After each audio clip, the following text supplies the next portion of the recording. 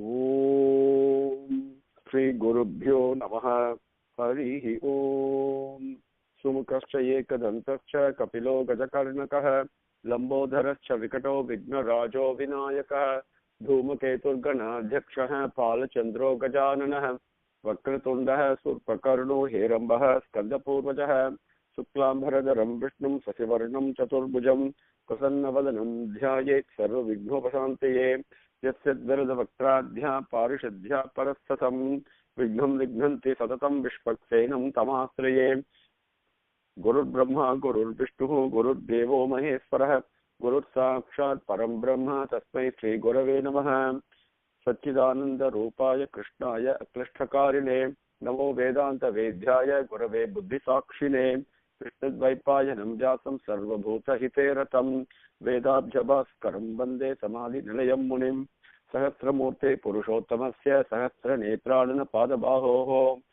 Sahasranamnam Stavanam Pratastam Nirachate Janma Jaradishantyai.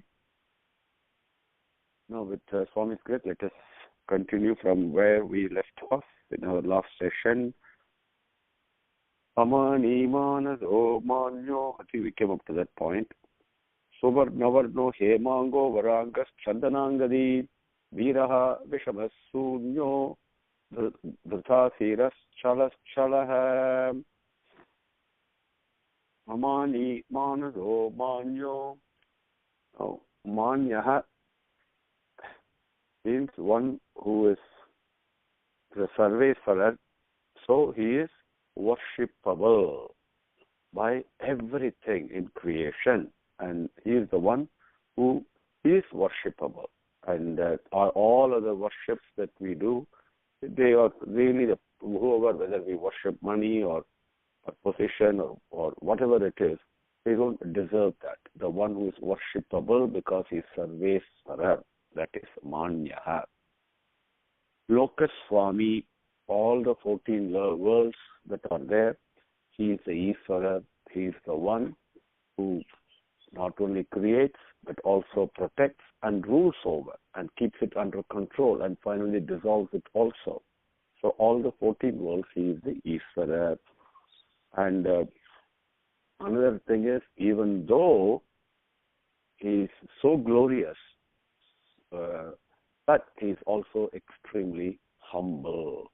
Humility, an embodiment of humility. That is also in Lokas Swami. Triloka Dhrita. Triloka Dhrita. Triloka Dhrita, Triloka Grita. There are two ways it is recited. And Trilokam is Bhurbhava Suvaha, the three lokams that we experience, that we are aware of in our life. One who is wearing that as his garment. Okay, and that is Bhagavan, Triloka Grita. Triloka Grita, one who supports, one who is the adharam for all the three worlds that we experience. Bhur Bhavasavaha, the physical, mental, and the internal atmic.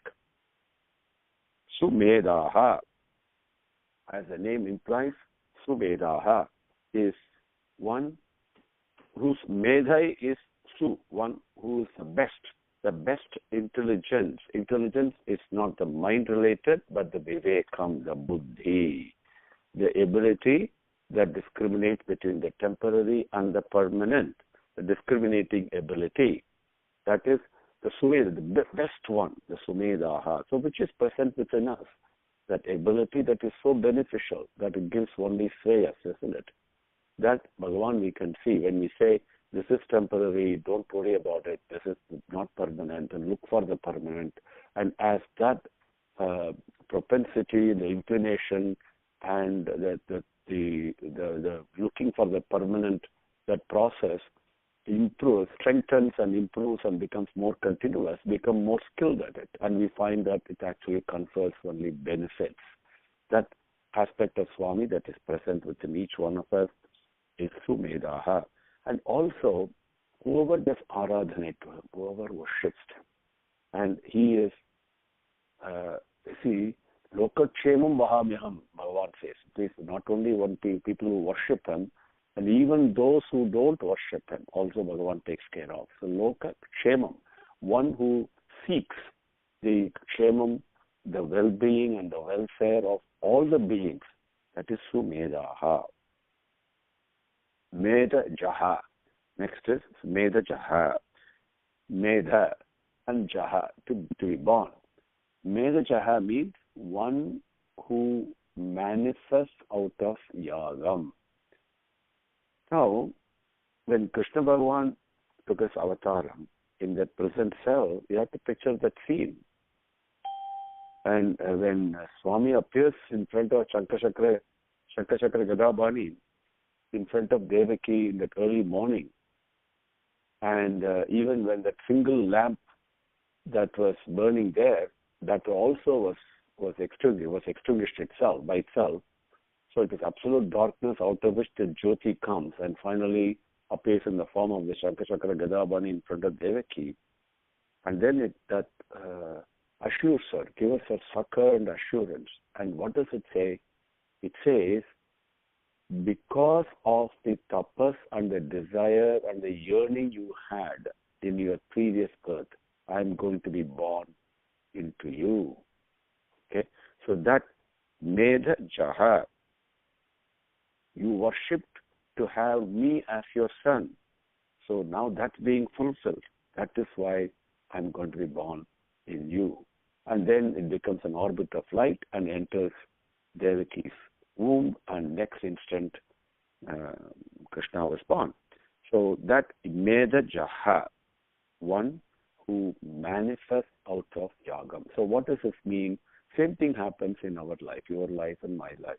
When I yearn something, carry out the necessary discipline. Discipline does not mean I have to sit in front of a fire and do, whether Agnihotram or Ahuti and all that. But every karma that I do it as an Ahuti, as offering to Swami, and follow one or two of his teachings, any one or two of his teachings. It doesn't have to be all the teachings, right?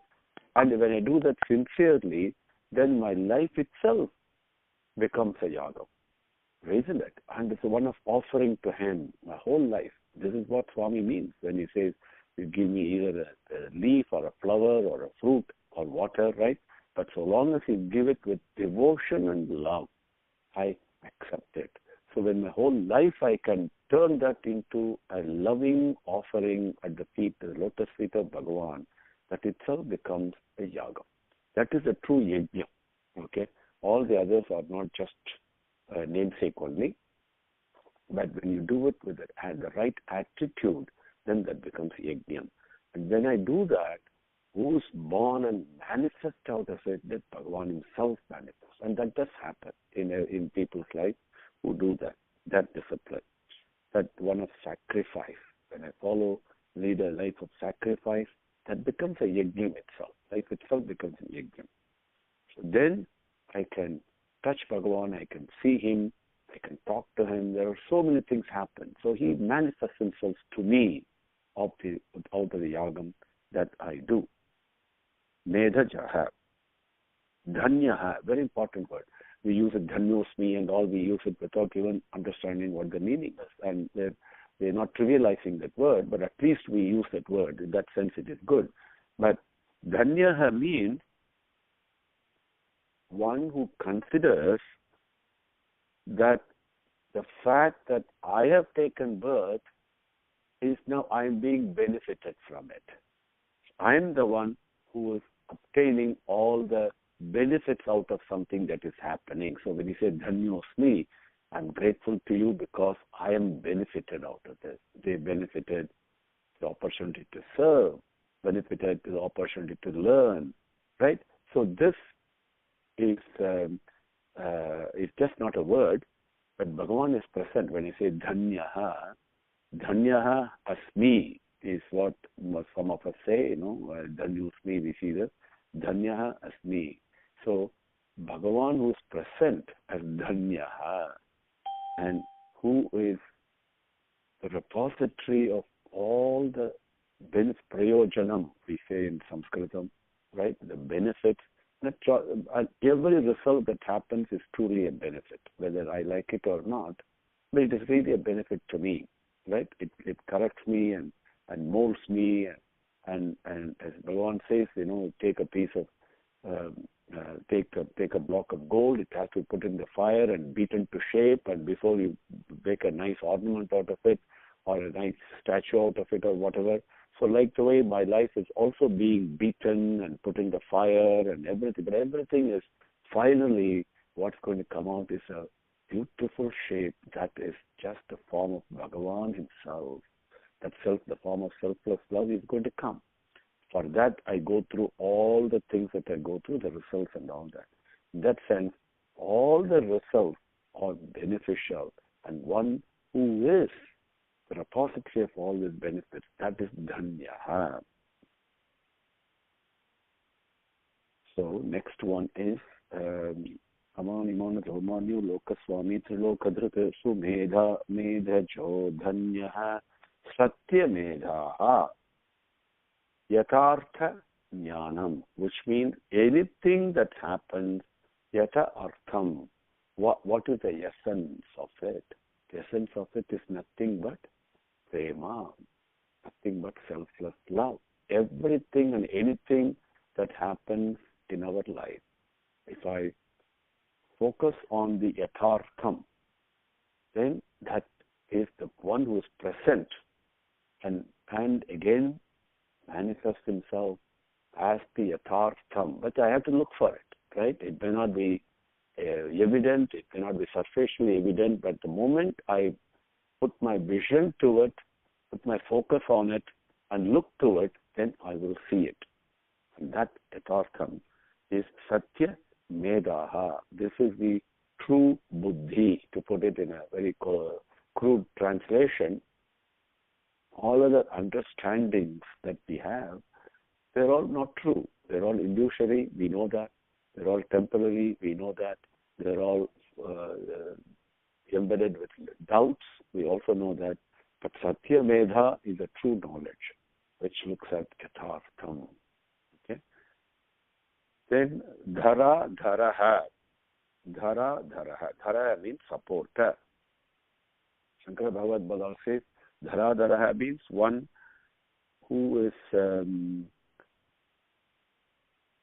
supporting and bearing and carrying the whole prapancham through what we call as an Adi Sankara. The whole prapancham is being carried in the head of Adi Sankara. So through various things like this, Bhagavan is a supporter.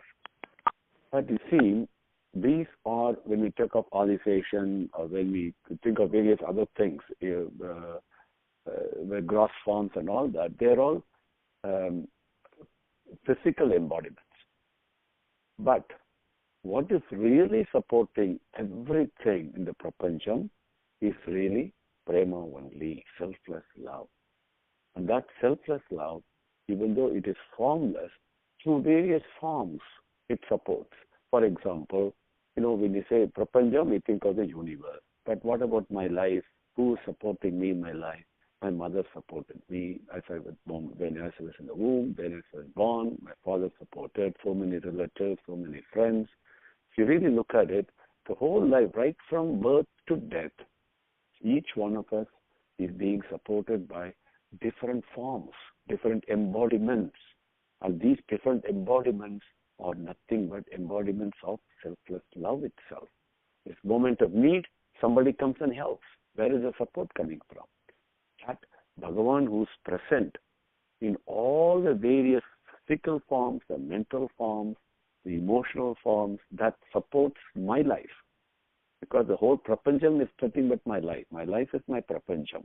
Right? I don't know the edge of the universe. Something I read about on a two-dimensional piece of paper, which call it a book, or nice pictures and all that. But I still don't understand it. I think I do, but I don't. I really don't know. So what I really know is that what I experience in my life, and what I experience in my life is my prapancham. And that is being supported dhara dharaha in multivarious forms and continuously through so many forms it supports. That is dhara dharaha. Kejo vrishaha. This you can understand. Vrisham means rain. that's pouring down. Tejas is effulgence. What is pouring down as a rain, the rain of effulgence in our life is Surya Bhagavan. We can see pratyaksham, something I can cognize, and that only that effulgence that is when you say pouring down like rain, that's bathing us, isn't it, in our life? Without that, we cannot live. And also that because of Surya Bhagavan only, we also have rain, which is what we call as rain, which is the one that comes as water, right? So both as effulgence as well as the nourishment, right? As well as the life force. That is Varsha. Varsha means to rain, it's an outpour that comes in so much of it. There is no dearth of it, right? All the time it's coming. It is Tejo Vrishaha. And when we look at it in other ways also, that is one way. What is another one? The Tejas that is present, that with in a very very much there, but we don't pay attention to it because it doesn't advertise itself, but it does its job. What is it? That we're all immersed in, and that is pouring down on us all the time, and very much it's an effulgence, okay, but beyond the senses. That is Bhagavan's Daya. That Daya, that love of Swami, that so much love that is pouring down, regardless of how I conduct myself, right? And that is Tejo Vrishaha. Dhyuti Dharaha. Dhyuti Dharaha means one who's wearing a Pidambaram, we say, the Gadadharaha, one who's carrying, one who's wearing it, one who's supporting it. All these are included in the word Dharaha. Dhyuti. Dhyuti means, again, effulgence. The effulgence in the sun is Dhyuti. Okay? That one who is manifesting, one who is wearing it and appearing as that effulgence is Dhyuti Dharaha. And also, when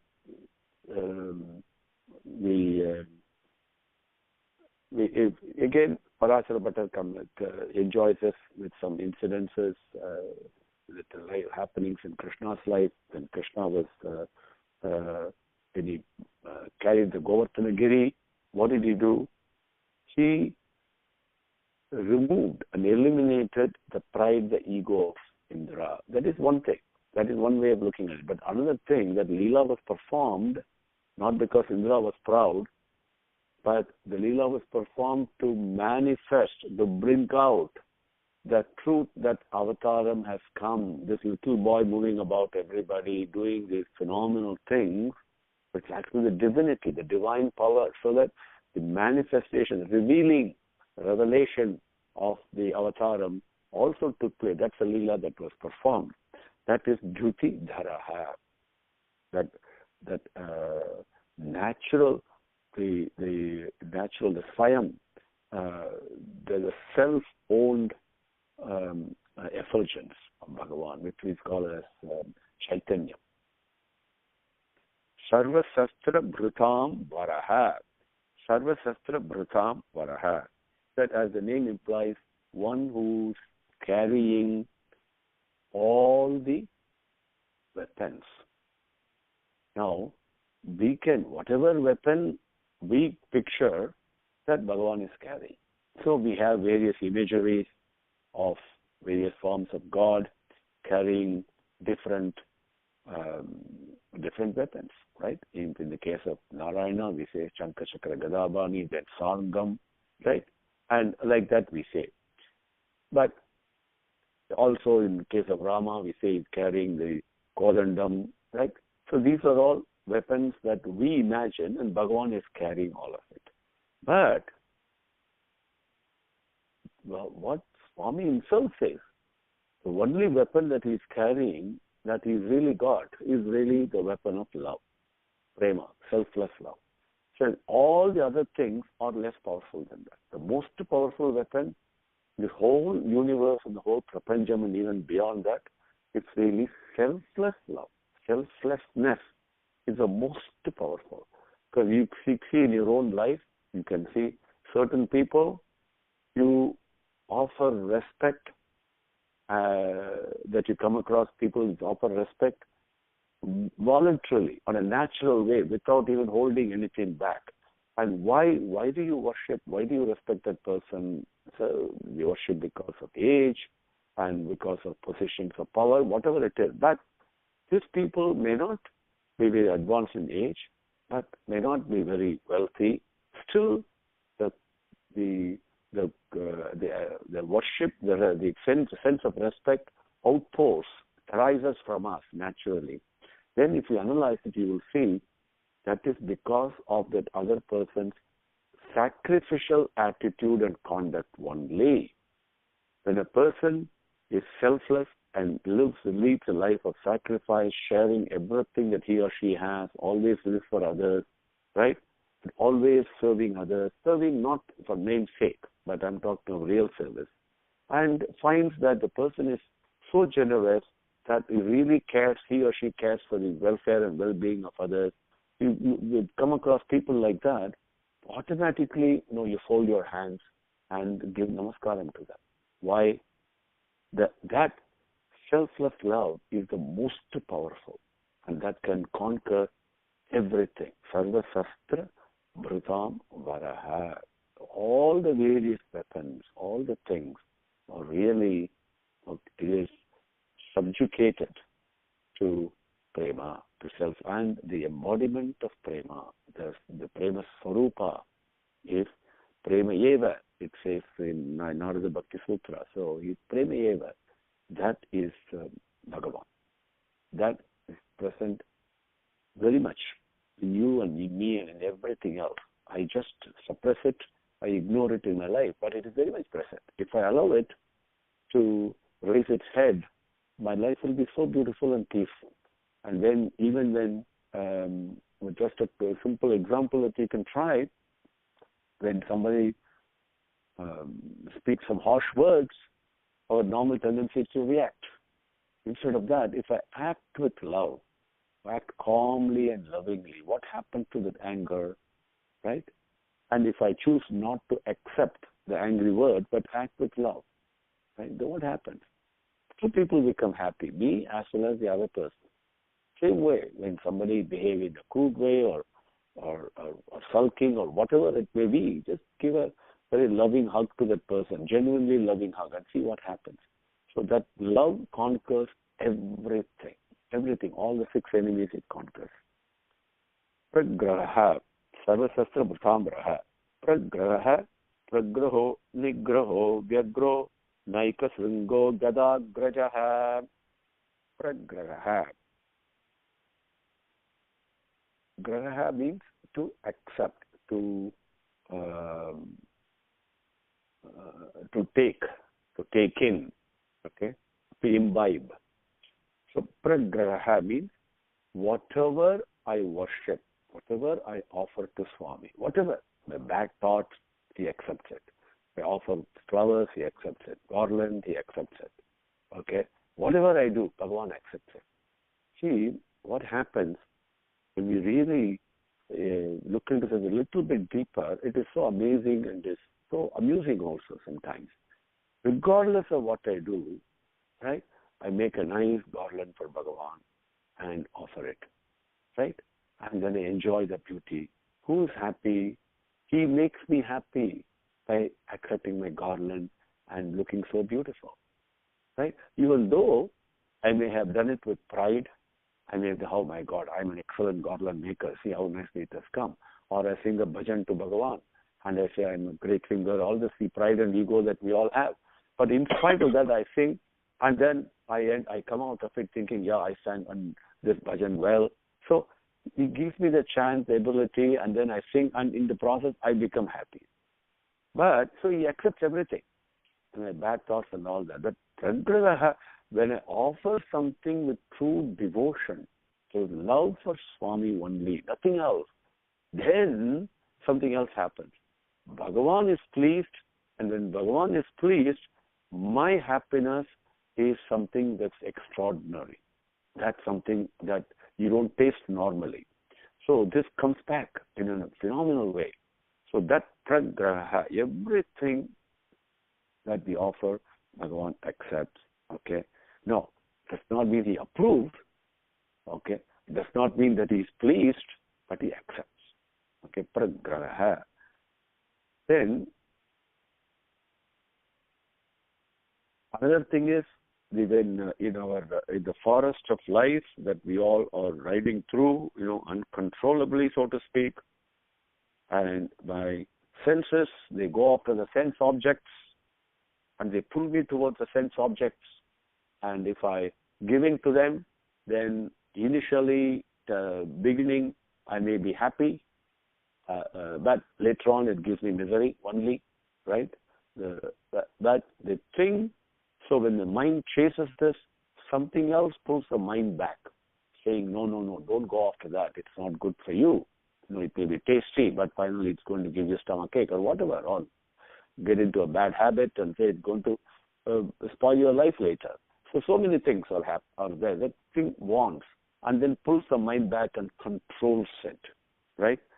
That aspect is also pragraha, okay?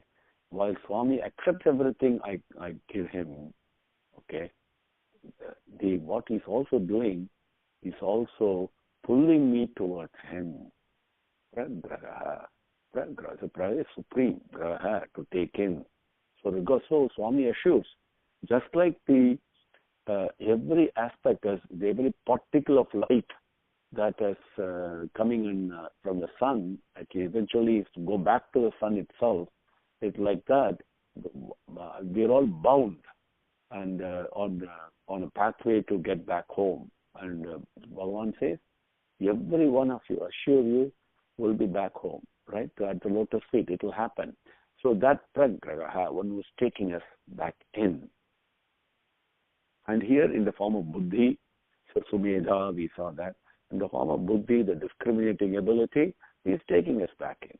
Then my hridayam is always acting, only I don't pay attention to it. The moment I pay attention to it, then I'm attracted to it, I go towards it. That is my hope. So pragraha, Bhagavan doesn't give up. And fortunately, and very blessedly, he doesn't give up. And then another thing is, even in Mahabharatam, Parasara Bhattar says, when he was a Sarathi, Parthasarathi, he was not only just riding the chariot, like any driver would do, he was actually controlling the conduct of Arjuna and made him behave in a way he wanted him to behave. Pragraha. Nigraha. Nigraha is beautiful. Pragraha is attracting everything to him.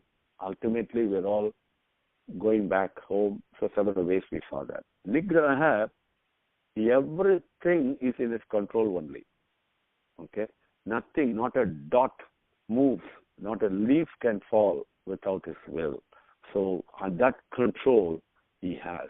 And Swami is an extremely tough discipline in it. Bhagavan is an embodiment of discipline.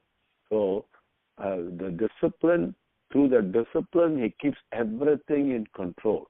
Please understand that. So we must lead a life of discipline, that in order to reach the embodiment of discipline itself, he controls.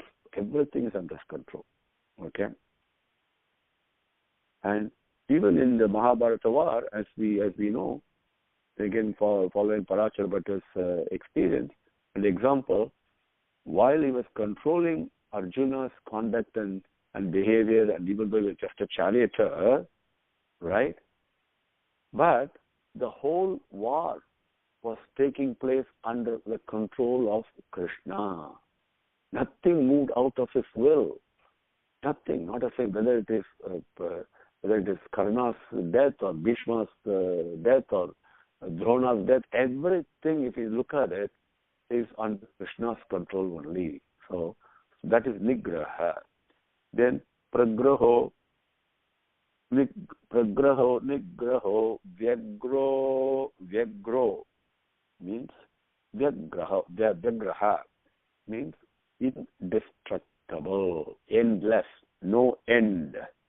Okay, no destruction, indestructible.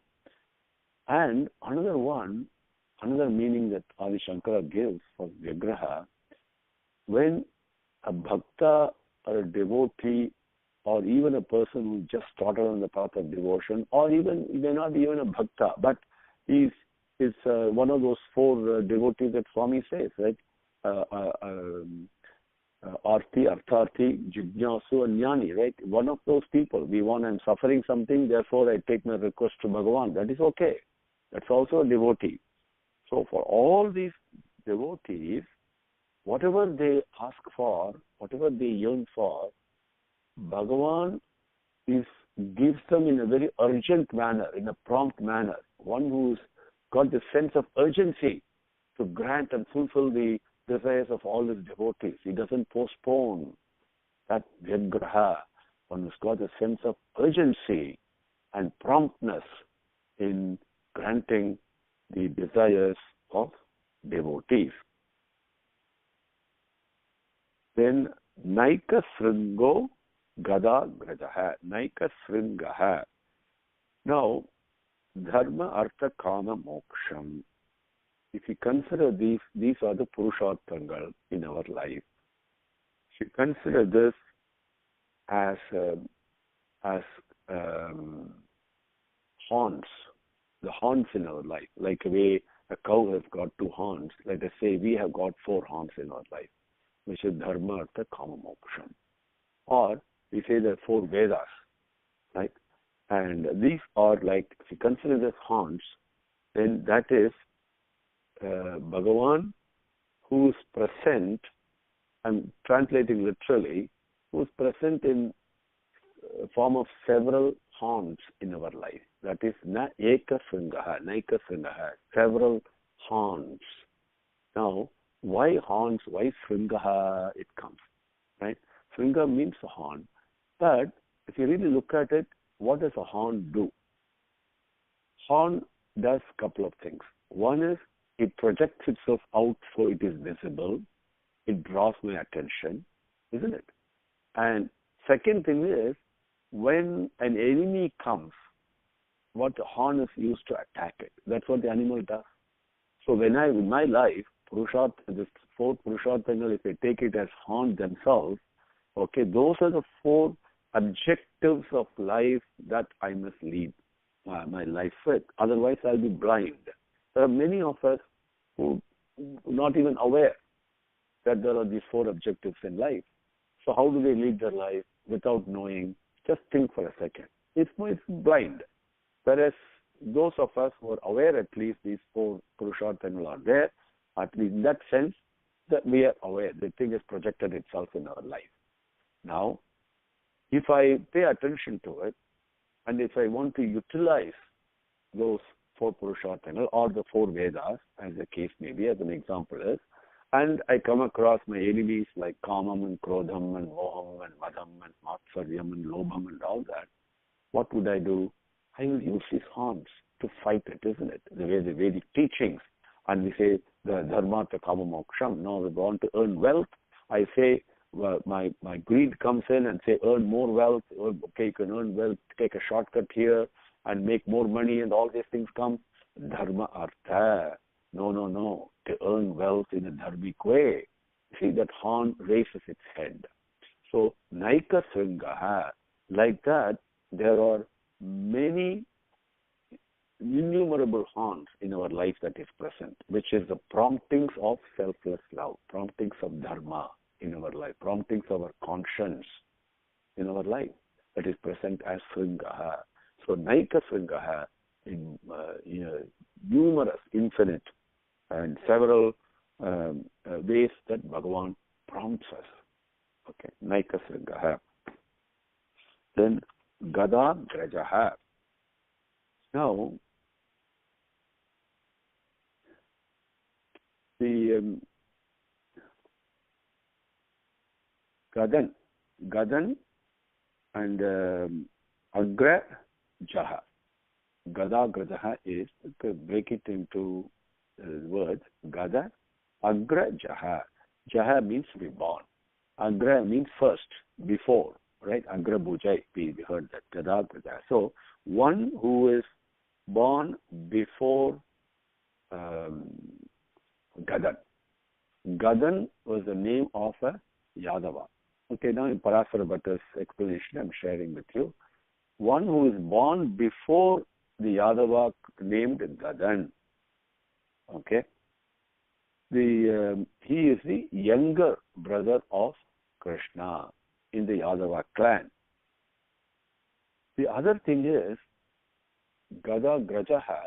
See, when we utter a mantram, okay, this is so important, and we have shared this example even before. Another example which I'll share with you again. It's incredible how Bhagavan is present, and he is present before I go to that place, and he's always ahead of me, guiding me, and making sure my pathway is clear. It's unbelievable. And the obstacle comes, and he removes the obstacles also, isn't it? And the example is that we have shared each one of us experiences in our life. Each one of us, regardless whether I'm a man or a woman, doesn't matter. Before I was born from my mother's womb, my protection, the milk was already secreted in my mother's breast in order to sustain and nourish me. So Bhagavan arrives there, present there before I show up. Same way, when I utter a mantram, whether it's Purushasuktam or Vedam, or I do Yajnam and Yagam and all these things, or Vedam recitations going on, or Slokam, whatever I recite, okay, and I do this, do the Ahuti and all this, and we are all wonderstruck, we fold our hands and do Namaskaram and all. But before I utter the mantram, Bhagavan is already born and present there. So Gada Agrajaha means before even the mantram is recited, Bhagavan is already present there to receive the mantram, to protect it. Right? So how fantastic it is. It is not that Bhagavan manifests after I utter a mantram. He is already present there. And he manifests when I utter the mantram in the form of peace, in the form of bliss, in the form of, or in the case of Rishishringa, it happened coming out of the flame, right, in the Yajnasalai, and carrying a vessel in his hand. So many things can happen. But he does manifest in a way I cognize to give me happiness. But before the mantram is uttered, he is present, very much there to receive it. Okay? And looking at it another way, when I say a mantram or a slokam or any word that I utter, every word I utter is a mantram and can be a mantram also, okay, depending upon how I utter it and how pure my mind is, right? And that is why rishis are called mantra darshinaha, the people who see the mantras. They are not the creators. They don't create mantras. The mantras appeared in the form that they cognized and they experienced. What does it mean?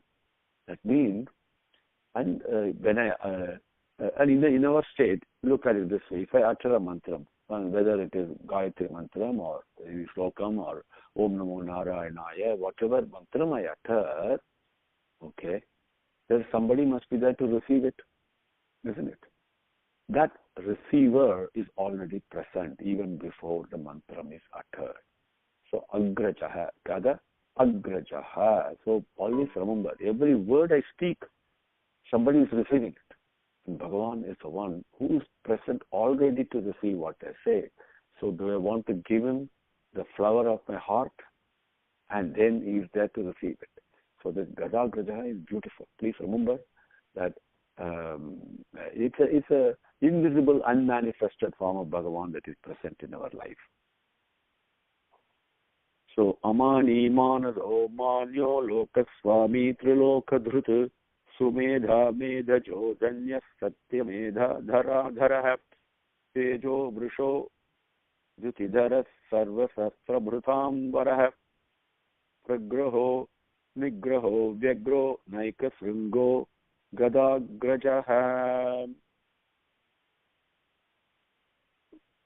Om Sri Gurubhyo Namaha. Harihi Om. Samastalokaha Sukhino Bhavantu. Samastalokaha Sukhino Bhavantu. samastalokaah sukhino bhavantu. Om Shanti Shanti Shanti. Hari Om. Now this concludes the third quarter of Vishnu Sahasranamam. 81 slokams are completed. Now with Swami's grace we will continue and take up the next slokam in the next class. Namaskaram.